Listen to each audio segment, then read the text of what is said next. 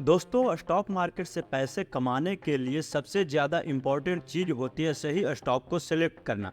अगर आप सही स्टॉक में पैसे इन्वेस्ट करते हैं तो आप गिरते हुए मार्केट से भी पैसे कमा सकते हैं, और अगर आप गलत स्टॉक में पैसे इन्वेस्ट करते हैं तो बढ़ते हुए मार्केट में भी आपको लॉस हो सकता है।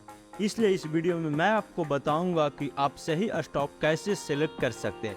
बेसिकली मैं आपको फंडामेंटल एनालिसिस करना सिखाऊंगा। मैं आपको प्रैक्टिकली सिलेक्ट करके स्टॉक भी दिखाऊंगा। तो इस वीडियो को पूरा जरूर देखें, क्योंकि इस वीडियो को देखने के बाद आप कोई और वीडियो देखने की ज़रूरत नहीं पड़ेगी। वीडियो में आगे बढ़ने से पहले मैं आपको बताना चाहता हूं कि अगर आप शेयर मार्केट में इन्वेस्ट करना चाहते हैं तो आपके पास अपना डीमैट अकाउंट होना चाहिए। अगर आपके पास अपना डीमैट अकाउंट नहीं है तो इस वीडियो के डिस्क्रिप्शन में मैंने आपको एंजल वन का लिंक दिया है। उस लिंक पे क्लिक करके आप अपना फ्री डीमैट अकाउंट खुलवा सकते हैं। और अगर आप स्टॉक्स में अकाउंट खुलवाना चाहते हैं तो मैंने उसका भी लिंक डिस्क्रिप्शन में दे दिया है। वहाँ पे क्लिक करके आप स्टॉक्स में भी डीमैट अकाउंट ओपन करा सकते हैं। स्टॉक को सिलेक्ट करते वक्त सबसे पहली चीज़ जो आपने देखनी होती है वो होती है कि जिस स्टॉक को आप सिलेक्ट करने जा रहे हैं उस बिजनेस किस टाइप का करती है और उसमें ग्रो होने के कितने चांसेस है, क्योंकि आप उसी स्टॉक से पैसे कमा सकते हैं जिसका बिजनेस आगे चलकर बढ़ सकता है।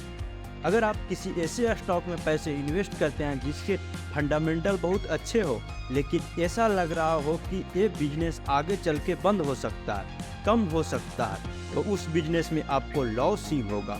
तो सबसे पहले आपको अपना कॉमन सेंस यूज करना है। इसका एक एग्जांपल दे देता हूँ। अगर आप आज के टाइम पे प्लास्टिक बनाने वाली कंपनी में पैसे इन्वेस्ट करते हैं तो पूरे वर्ल्ड में प्लास्टिक को बैन किया जा रहा है, उसका अल्टरनेटिव ढूंढा जा रहा है, तो ये बिजनेस आगे चल के कम ही होंगे, नहीं होगा तो इसमें आप पैसे नहीं कमा सकते। जबकि अगर आप ऐसी किसी कंपनी में इन्वेस्ट करते हैं जो आर्टिफिशियल इंटेलिजेंस के ऊपर काम कर रही है तो यह कंपनी आगे चलकर ग्रो हो सकती है और यहाँ से आप पैसे कमा सकते हैं, क्योंकि यहाँ पे ग्रो होने की बहुत ज़्यादा पॉसिबिलिटी है। तो शुरुआत में सबसे पहले अपने कॉमन सेंस का यूज करना है बिजनेस को सिलेक्ट करते वक्त। तो अब आपको समझ आ चुका है कि अपने कैसा बिजनेस वाला स्टॉक सिलेक्ट करना है। तो दूसरी चीज़ जो आपको देखनी होती है वो होती है मार्केट कैपिटलाइजेशन, यानी कि वो कंपनी कितनी बड़ी है जिसमें आप इन्वेस्ट करने जा रहे हैं। अब यहाँ पे 3 कैटेगरी होते हैं। एक होता है स्मॉल कैप, दूसरा होता है मिड कैप और सबसे बड़ा जो होता है उसे कहते हैं लार्ज कैप कंपनी। अब जो स्मॉल कैप कंपनी होती है यहाँ पे ग्रो होने के बहुत ज़्यादा चांसेस है। अगर कोई 1000 करोड़ की कंपनी है तो वो कल 10,000 करोड़ की कंपनी और फ्यूचर में 1 लाख करोड़ की कंपनी भी बन सकती है। तो आपका पैसा 100 गुना होने के चांसेस भी होते हैं। लेकिन स्मॉल कैप कंपनी में रिस्क भी ज़्यादा होता है। अगर कोई 1000-2000 करोड़ की कंपनी है और उसको कोई बड़ा लॉस हो जाता है तो वो कंपनी बंद भी हो सकती है, तो आपका पैसा ज़्यादा रिस्क होता है, और क्योंकि ज़्यादा रिस्क होता है तो पैसा ज़्यादा होने के चांसेस भी होते हैं। और अगर आप लार्ज कैप स्टॉक में इन्वेस्ट करते हैं जिसकी मार्केट कैपिटलाइजेशन 20,000 करोड़ से ज़्यादा है तो यहाँ पे आपका पैसा कम रिस्क में होता है, क्योंकि अगर उस कंपनी के साथ बड़ी कोई घटना हो भी जाती है तो वो खुद को दोबारा ग्रो कर सकती है, लेकिन वहीं पे आपका जो पैसा है वो बहुत ज़्यादा आपको रिटर्न नहीं दे पाएगी। 2 गुना, 4 गुना, 5 गुना हो सकता है, लेकिन आप ये सोचें कि वहाँ पे आपको 100 गुना रिटर्न मिलेंगे तो ये होने के चांसेस बहुत ही कम होते हैं। और ऐसे ही जो मिड कैप स्टॉक होते हैं उनमें स्मॉल कैप से थोड़ा कम रिस्क होता है और लार्ज कैप से थोड़ा ज़्यादा रिस्क होता है, और स्मॉल कैप से कम रिटर्न मिल सकते हैं और लार्ज कैप से थोड़े ज़्यादा रिटर्न मिल सकते हैं। अब आपको बिजनेस का टाइप देख लिया और मार्केट कैपिटलाइजेशन देख लिया, तो तीसरी चीज़ आपको देखनी होती है कि उस कंपनी को प्रॉफिट कितना हो रहा है। उसका प्रॉफिट हर साल बढ़ रहा है या टाइम के साथ घट रहा है या फिर मेंटेन है। आपको ये चीज़ देखना बहुत ज़्यादा ज़रूरी है, क्योंकि अगर कंपनी का प्रॉफिट हर साल बढ़ रहा है तो इसका मतलब है कि वो कंपनी ग्रो कर रही है और उसका प्रॉफिट फ्यूचर में भी बढ़ेगा, तो शेयर की प्राइस भी बढ़ेगी, जिससे आपको बेनिफिट मिलेगी। लेकिन अगर उस कंपनी का प्रॉफिट हर साल घटता ही जा रहा है तो इसका मतलब है कि वो कंपनी अच्छा परफॉर्मेंस नहीं कर रही, उसकी परफॉर्मेंस ख़राब हो रही है। और अगर उसकी परफॉर्मेंस ख़राब हो रही है तो आपको उसमें इन्वेस्ट नहीं करना चाहिए। और ये चीज़ पता करने के लिए आप उसके पिछले 3-4 साल के प्रॉफिट को कंपेयर करके देख सकते हैं और उसके क्वार्टरली रिजल्ट में जो प्रॉफिट दिखाया जाता है उसको भी कंपेयर करके आप पता लगा सकते हैं कि वो कंपनी प्रॉफिट कर रही है या फिर लॉस कर रही है। अब जब आपने उस कंपनी का प्रॉफिट देख लिया है तो आपको यह भी देखना होगा कि उस कंपनी के ऊपर डेट कितना है, यानी कि कर्जा कितना है। कहीं ऐसा तो नहीं कि वो कंपनी 1 लाख करोड़ की है और उसके ऊपर 2 लाख करोड़ का कर्जा है, क्योंकि अगर ऐसी वो कंपनी है तो वहाँ पे रिस्क थोड़ा ज़्यादा हो सकता है। तो जनरली आपको ऐसी कंपनी में पैसा इन्वेस्ट करना चाहिए जिसका जो डेट है वो उसकी मार्केट कैपिटलाइजेशन से कम होना चाहिए, उससे ज़्यादा नहीं होना चाहिए। और हम आपको ऐसे स्टॉक सजेस्ट करते हैं जिनका जो डेट होता है उनके एनुअल प्रॉफिट या फिर 2-3 साल के प्रॉफिट से कवर किया जा सकता है। तो अभी तक आपने एक कंपनी की बहुत सारी इम्पोर्टेंट डिटेल देख ली है, तो अब आपको उसके कुछ फाइनेंशियल देखने होंगे, जैसे कि उसका return on equity. Return on equity को आप उसके सेक्टर की कंपनी और से कंपेयर करके भी देख सकते हैं। लेकिन अगर मैं आपको सिंपली बताऊं तो अगर किसी कंपनी का रिटर्न ऑन इक्विटी 15 से ज़्यादा है तो वो अच्छा समझा जाता है। ऐसे ही इसके बाद आपको उसका रिटर्न ऑन कैपिटलाइजेशन देखना होगा। रिटर्न ऑन कैपिटलाइजेशन एम्प्लॉय 20 से ज़्यादा होता है तो वो अच्छा समझा जाता है। अब हो सकता है कि आपको बहुत ज़्यादा डिफ़िकल्ट लगने लगा हो और लगने लगा हो कि ये सारी डिटेल हज़ारों कंपनियों की मैं कैसे सर्च करूँगा और कैसे किसी स्टॉक को ढूंढ कर निकाल लूँगा। यू डोंट वेरी, इस वीडियो के एंड में मैं आपको एक प्रैक्टिकल तरीका बताऊंगा जिससे आप सिर्फ 5 मिनट में सारी डिटेल देखकर एक अच्छा स्टॉक ढूंढ सकते हैं। अब नेक्स्ट डिटेल जो आपको देखनी होगी वो है फ्री कैश फ्लो, यानी कि उस कंपनी के पास एक्स्ट्रा पैसा कितना है जिसका वो यूज कर सकती है खुद को ग्रो करने के लिए, डिविडेंड देने के लिए और बहुत सारे कामों के लिए। तो जिस कंपनी को आप सिलेक्ट कर रहे हैं उसके पास फ्री कैश फ्लो भी होना चाहिए। अब ये सारी बातें जो मैं आपको बता रहा हूँ ये मैं आपको जनरली बता रहा हूँ, ऐसे नहीं कि कोई मैथ्स का फार्मूला है जो एग्जैक्ट ऐसा ही लगेगा। इनके एक्सपेंसेस भी हो सकते हैं, लेकिन अगर आप जनरली चीज़ें भी समझ जाते हैं तो इससे ही आप अच्छे स्टॉक ढूंढ सकते हैं। अब जो नेक्स्ट चीज़ आपको देखनी होती है वो होती है प्रमोटर की होल्डिंग। प्रमोटर वो होते हैं जिन्होंने उस कंपनी को बनाया होता है। तो मेरे अनुसार आपको ऐसी कंपनी को अवॉइड करना चाहिए जहां पे प्रमोटर्स की होल्डिंग 45% से कम है। और हम जब भी आपके लिए स्टॉक से सिलेक्ट वीडियो लेकर आते हैं तो हम इन सारे क्राइटेरिया को फॉलो करते हैं।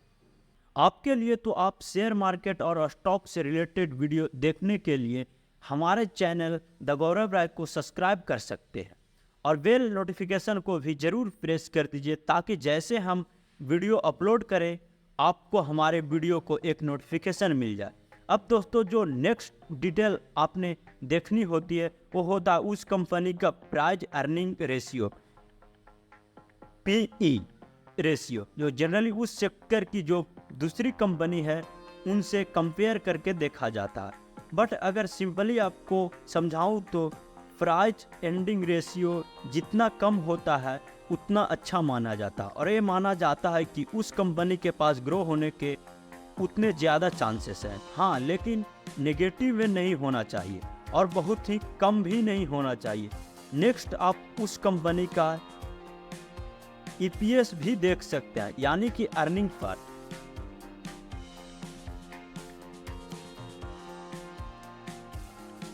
यानी कि अर्निंग पर जितना ज़्यादा अर्निंग पर शेयर होगा उतना अच्छा माना जाता है। और इसके अलावा बहुत सारी ऐसी डिटेल है जो आप चेक कर सकते हैं। बट अगर आप इतनी डिटेल भी देख लेते हैं तो आप एक अच्छा स्टॉक सिलेक्ट कर पाएंगे। यहाँ पे एक और इम्पोर्टेंट चीज़ जो आपको देखनी चाहिए वो होती है न्यूज़। अगर आप बेस्ट फंडामेंटल वाले स्टॉक भी सिलेक्ट कर लेते हैं और उसके रिलेटेड कोई ख़राब न्यूज़ आ जाती है तो उससे स्टॉक प्राइस गिर सकती है। और अगर आप कोई ख़राब फंडामेंटल वाले स्टॉक भी सिलेक्ट कर लेते हैं और उस पर रिलेटेड अच्छा खबर कोई आ जाता है, न्यूज़ आ जाता है, तो उसका प्राइस बढ़ भी सकता है। तो थोड़ा बहुत न्यूज़ पे भी आपको ध्यान देना होगा। और अगर आप शेयर मार्केट से रिलेटेड डेली अपडेट और न्यूज़ जानना चाहते हैं तो आप हमारे टेलीग्राम चैनल को भी फॉलो कर सकते हैं। टेलीग्राम चैनल का लिंक वीडियो के डिस्क्रिप्शन में आपको मिल जाएगा।